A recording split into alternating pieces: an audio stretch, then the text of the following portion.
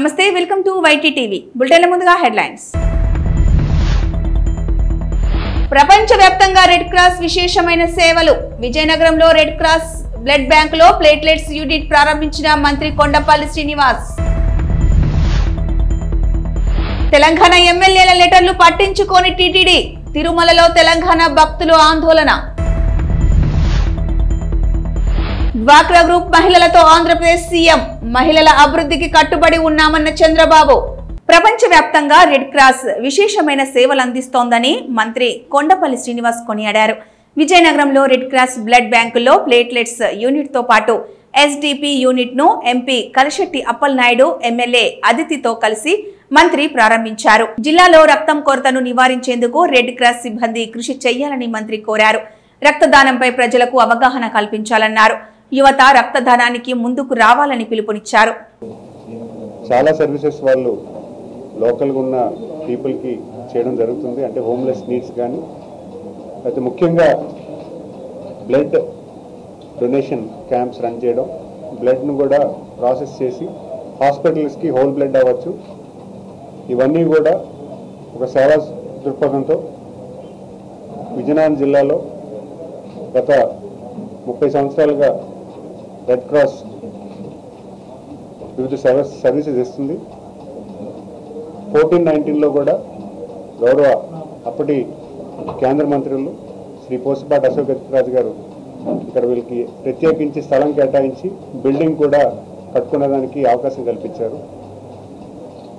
ఈరోజు whole blood కాకుండా component blood bank కూడా చేయడానికి ఈరోజు పవర్ గ్రిడ్ సహకారాలతో వాళ్ళు కూడా స్వచ్ఛందంగా వచ్చి చాలా డొనేట్ చేసి సుమారు 70 లక్షలు డొనేట్ చేసి పవర్ గ్రిడ్ సహకారంతో ఈరోజు కాంపోనెంట్ బ్లడ్ బ్యాంక్ కూడా ఈరోజు పెట్టుకోవడానికి చేసినటువంటి రెడ్ క్రాస్ వాళ్ళకి అభినందనలు తెలియజేసుకుంటూ వాళ్ళు కంగ్రాచులేట్ చేస్తున్నారు. ఎందుకంటే వీళ్ళు డెఫినెట్గా బ్లడ్ నీడ్ ఉన్న పీపుల్కి డొనేట్ చేసే బ్లడ్ సమయానికి ఇవ్వడమే కాకుండా డోనర్స్ని కూడా లిస్టులో తీసుకొని డోనర్స్ని కూడా రెగ్యులర్గా మోటివేట్ చేస్తూ డోనర్స్ని కూడా ఎక్కువగా తీసుకొచ్చి బ్లడ్ క్యాంప్స్ని ఎక్కువగా ఆర్గనైజ్ చేస్తూ లోకల్గా ఉన్న ఎన్జిఓస్ని కూడా కొలాబరేట్ చేసుకుంటూ పెద్ద ఎత్తున ఈ జిల్లాలో ఎక్కువగా చేస్తున్నారు. సో డెఫినెట్గా ఈరోజు వాళ్ళ తాలూకు సర్వీస్ని మనం అభినందిస్తూ వాళ్ళు ఈరోజు స్వచ్ఛందంగా ఇక్కడ పనిచేస్తున్న ఎంప్లాయీస్ అందరూ కూడా వాలంటరీగా సర్వీస్ చేస్తున్నారు.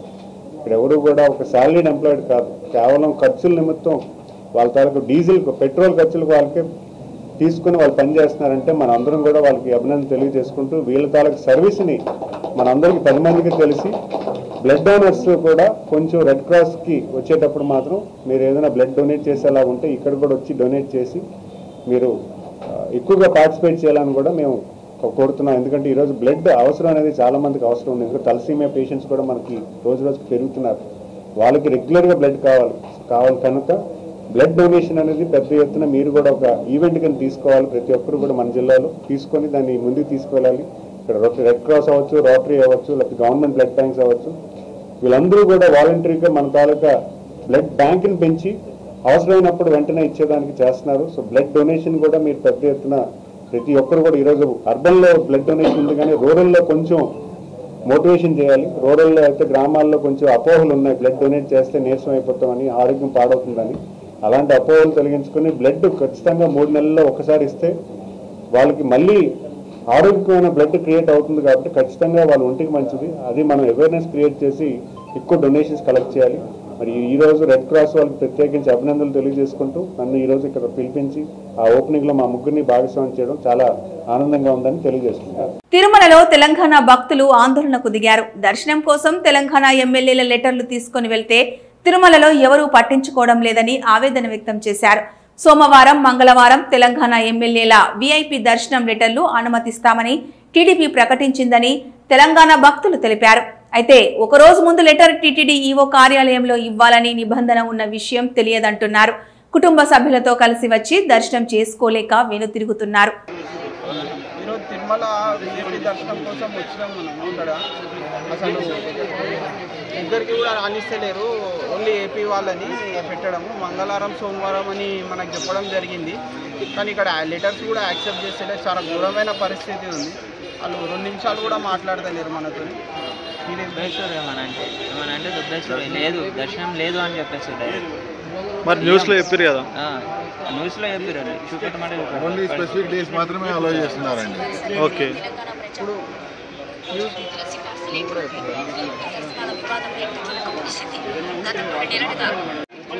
తెలంగాణకు కూడా ఆంధ్రకి ఎలా ఇస్తారో అలాగే ఇవ్వాలని మేము కోరుతున్నాం. డ్వాక్రా గ్రూప్ మహిళలతో సీఎం చంద్రబాబు మాట్లాడారు. డ్వాక్రా గ్రూప్ ద్వారా లబ్ధి పొందుతున్న వారితో చంద్రబాబు ముచ్చటించి గ్రూప్ లో ప్రతి ఒక్కరూ కష్టపడి తమ ఆదాయం పెంచుకోవాలని సూచించారు. ఎట్లా నీ హోదా ఏంటమ్మా? డిసిగ్నేషన్. నువ్వు కూడా మెంబర్ వేనా? అక్కడ ఉంది. అంటే మనకి ఇక్కడ P4 సర్వే ఉంది కదా సార్, మనం చేసాం కదా, దాని గురించి మేమంతా మీరు ప్రవేశపెట్టిన పథకాల్లో ఇది చాలా ముఖ్యమైన పథకం సార్. ఎందుకంటే పేదవాళ్ళని గుర్తించి వాళ్ళ జీవన విధానం మెరుగుపరచడానికి, వాళ్ళకి సూచనలు సలహాలు ఇవ్వడానికి, ఒక మార్గదర్శనం ఎంపిక చేసి వాళ్ళకి అనుసంధానం చేసి వాళ్ళ అభివృద్ధి వైపు ప్రధానంగా అడుగులు వేయడానికి, అంటే పేదరికం అనేది పూర్తిగా నిర్మూలించాలన్నది మీ కల సార్, ఆశయం సార్. దానికి ఈ యాప్ లో మాకు చాలా ఉపయోగపడుతుంది సార్. దాని గురించి మేము అందరం కూర్చొని ఈ పథకం మన సార్ పెట్టారు, దీనివల్ల మనకు ఎంతో లాభం ఉంది, మనం ఏ విధంగా అభివృద్ధి చెందాలి, ఈ ట్రైలరింగ్స్ అవన్నీ మీరు కొత్తగా ఇప్పుడు ట్రైలింగ్స్ ఇస్తున్నారు సార్, దాంట్లో ఈ అమ్మాయిని ఎంపిక చేశాం సార్. ఈ అమ్మాయి ఆయనకి ఒంట్లో నొప్పి సార్, నాకు నా మీద నా కుటుంబం ఆధారపడి ఉంది.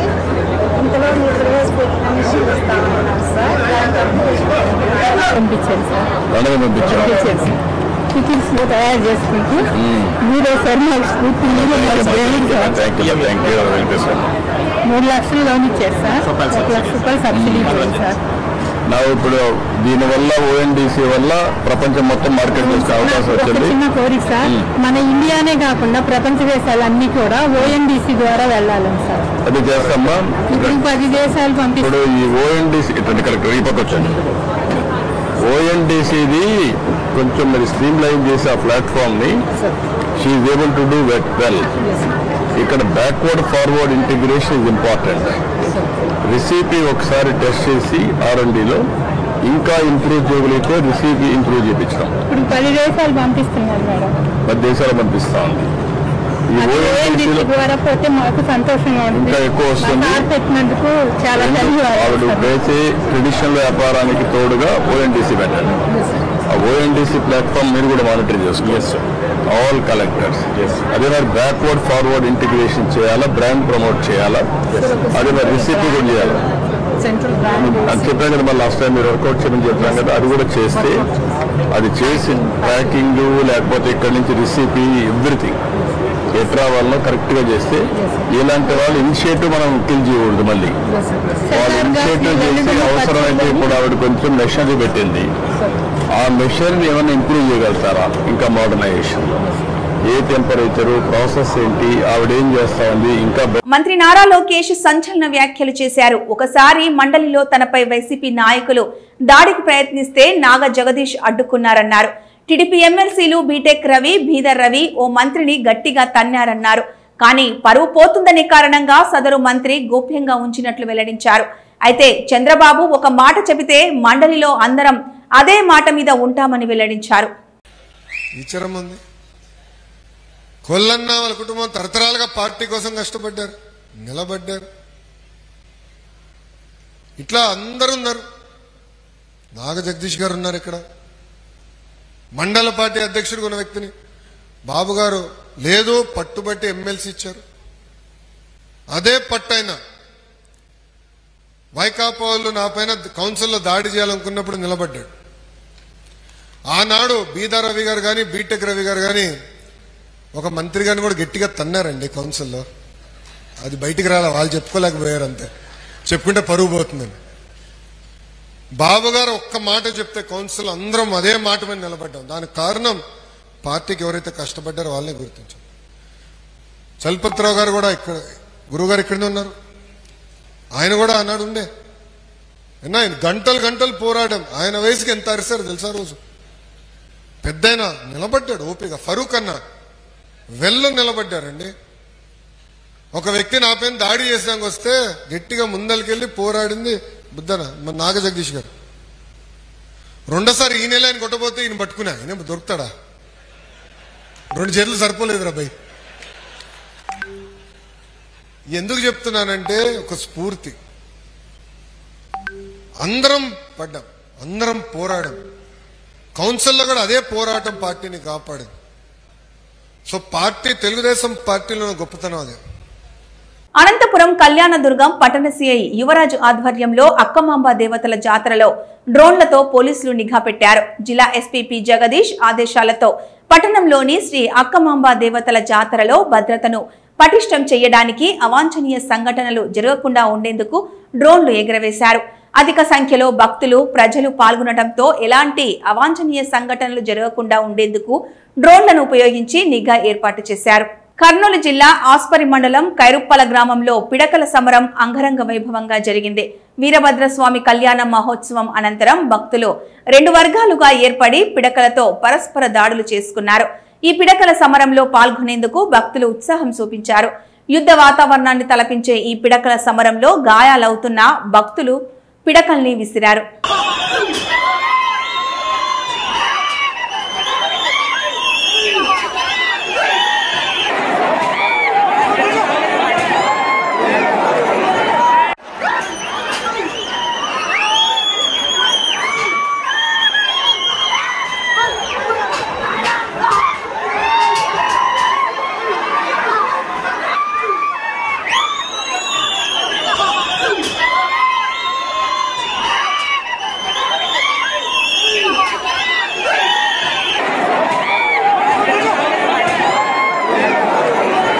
చైనాలో భూకంపం సంభవించిన సమయంలో నర్సులు చిన్నారులను రక్షించేందుకు కష్టపడ్డారు. భవనం ఊగిపోతున్నా వారు కింద పడిపోతున్న శిశువులను కాపాడారు. ఈ వీడియో నెటిజన్లను ఆకట్టుకొని నర్సులపై ప్రశంసలు వెల్లువెత్తుతున్నాయి.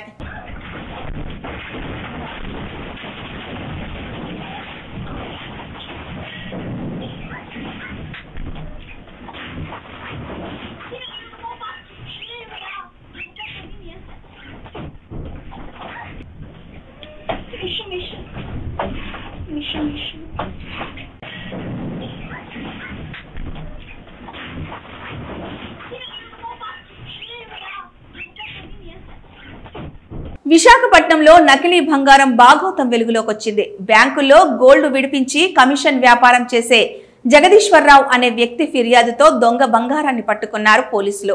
రూపిక్ బ్యాంకులో మోహన్ రావు అనే వ్యక్తి 68,31,000ను టేకవర్ లోన్ తీసుకుని మోసానికి ప్లాన్ చేసిన వైనం వెలుగులోకొచ్చింది. జగదీష్, అవినాష్ అనే 2 స్నేహితులు ఫెడరల్ బ్యాంకు అకౌంటుకు 68,31,000 నగదును ట్రాన్స్ఫర్ చేసి గోల్డ్ విడిపించి చెక్ చేయడంతో బయటపడింది మోసం. నకిలీ బంగారంతో మోసం చేసిన నిందితులను అరెస్ట్ చేసిన పోలీసులు. ఇదంతా కూడా వాళ్ళు వేమెంట్ చేసి ఇవ్వటము, దీన్ని కరిగిస్తే ఇది ఇలా తయారైంది. కోటింగ్ వేసేసి చేస్తాం.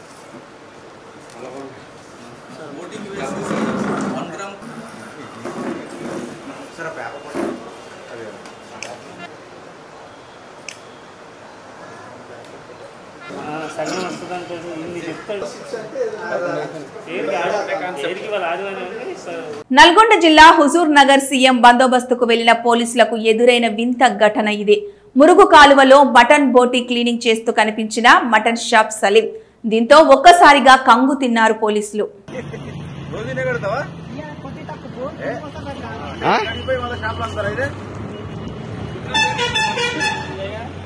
కాదు, ఏం పేరు నాన్న? నీ పేరు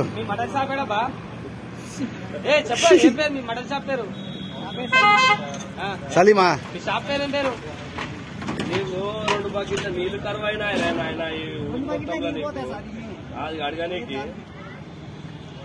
కాదు, ఏది ఓడలు కాలేదు అమ్మనికి, నా ఇల్లు అమ్మనికి. ఇది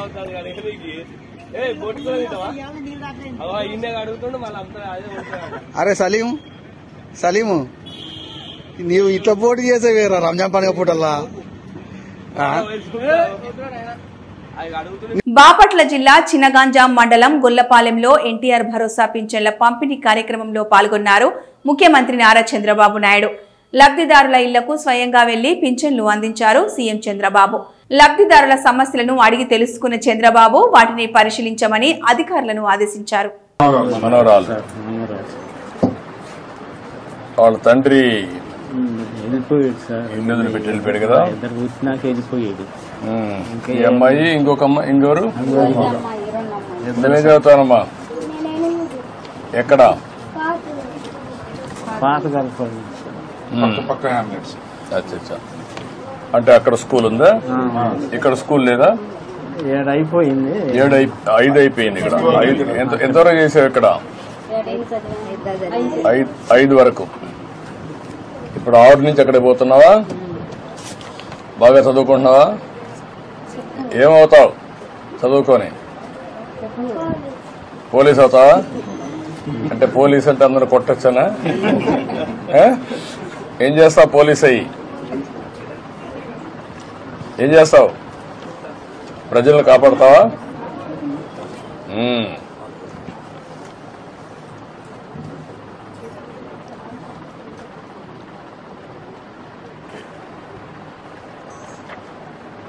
రెండు ఇల్లు ఒకటే? ఒకటే సార్. ఏమంటారు? ఒకటే సార్ ఇల్లు. మాది ఇల్లు. ఆ అమ్మాయికి ఇల్లు లేదు సార్. మా కాడ ఉంటుంది. పెయిన్కి వెళ్ళిపోయిన కాడ నుంచి మా దగ్గర ఉంటుంది. ఉంటుంటే నా అమ్మాయి అవుతారు ముందు ఎంత ముందు 3,000 పింఛన్ ఇచ్చేవారు సార్. ఇప్పుడు 15,000 వస్తున్నారు.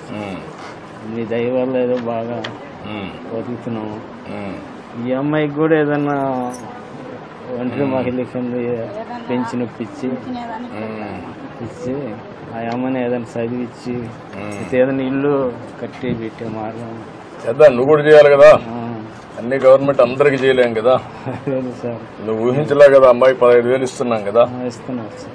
మానవతా దృక్పథం వచ్చిన డబ్బులంతా ఇలాంటి పేద పిల్లలకి, దిక్కు లేనటువంటి వాళ్ళకి, బాగా కష్టంలో ఉండి నడవలేకుండా అలాంటి పిల్లల్ని మీరు ఎవరినో ఒకరు చూసుకోవాలి. అందుకనే 15,000 ఇస్తున్నాం. ఎవరో ఒకరు ఉండాలి కాబట్టి అందుకే 15,000 ఇస్తున్నాం. సరే, అదే మరి అన్ని చేయాలనుకుని 15,000 5 సార్లు పెరిగింది కదమ్మా. 5 సార్లు పెరిగింది. అదే మరి అన్ని చేస్తున్నాం. అన్ని చేయాలంటే కూడా ఒకటేసారి మనం చేయలేం కదా. డబ్బులు కూడా ఉండాలి, సంపాదించాలి, పనులు చేయాలి, అప్పులు కట్టాలి, మీ పనులు జరగాలి, మళ్ళా ముందుకు తీసుకుపోవాలి. ఇవన్నీ ఎమ్మెల్యే గారు కూడా బాగా సహకరిస్తున్నాడు. బాగా పనులు చేస్తున్నాడు. మన బండి పిచ్చాడు ఎమ్మెల్యే గారు సార్. మీరు పని చేయండి. ఇది చేస్తూనే ఈ అమ్మాయికి పింఛన్ ఇచ్చేసేయండి, ఇల్లు కట్టి ఇచ్చేసేయండి. ఆ అమ్మాయిని చదివిస్తా ఉండండి. చూద్దాం. అమ్మాయిని చదివించండి. మీరు కూడా చదివండి. నేను మాట్లాడతాను. కొంచెం సామర్థ్యం లేదు సార్. ఏదన్నా దయచేసి అదే మేము చదివించే సామర్థ ఏదో మీరు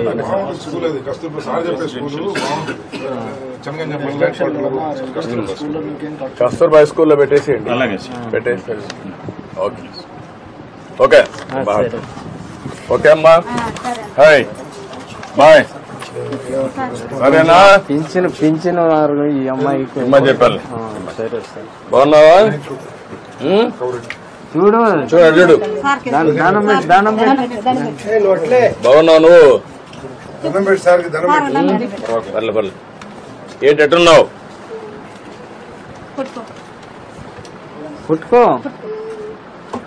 అడ్డుడమ్మా. అడ్డు నిన్నెవరు చూసుకుంటున్నారు? తాత, అమ్మమ్మ?